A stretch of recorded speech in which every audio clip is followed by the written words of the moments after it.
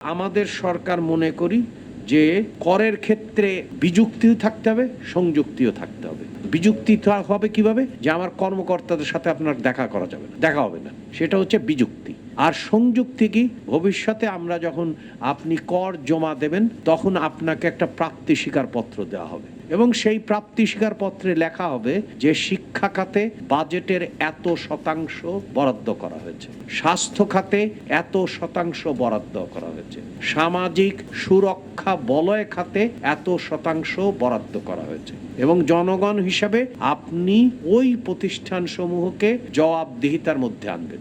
আগামী আর্থিক বছরে যখনই কর জমা দেবেন তখন আপনার একটা প্রাপ্তি স্বীকারপত্র আসবে এবং সেখানে উল্লেখ করা হবে এই বিষয়গুলো। কারণ রাষ্ট্রের সাথে যদি নাগরিকের সম্পর্কের বিযুক্তি ঘটে তাহলে তো নাগরিক কোনো কর দেবে না।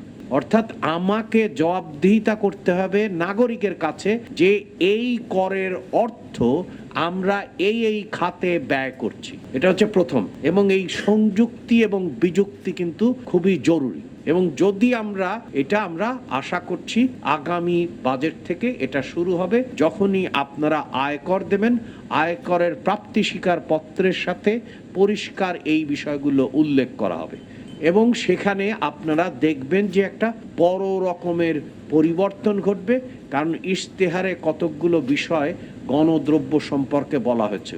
অর্থাৎ আমরা বলেছি যে পৃষ্ঠপোষকতার, গোষ্ঠী নির্ভরতার, অলিগার্কিক সংস্কৃতির বাইরে যে আমাদেরকে নতুন মডেল চিন্তা করতে হবে। সেই মডেলটা হচ্ছে বিনিয়োগ বাড়াতে হবে এবং বিনিয়োগ বাড়ানোর জন্য ব্যবসা বান্ধব কর্মসূচি নিতে হবে এবং সেগুলো আমরা পরিষ্কার উল্লেখ করব। তাহলে উৎপাদন যদি বাড়ে, কর্মসংস্থান হবে। কারণ কর বাড়বে, সবচেয়ে যে কথা আপনারা সবাই বললেন সেটা হচ্ছে যে প্রত্যক্ষ কর বাড়বে। প্রত্যক্ষ কর বাড়ার একটাই কায়দা, যদি আমার কর্মসংস্থান বাড়ে এবং কর্মসংস্থানে এমন মজুরি থাকে যে মজুরির থেকে করযোগ্য আয় হতে পারে।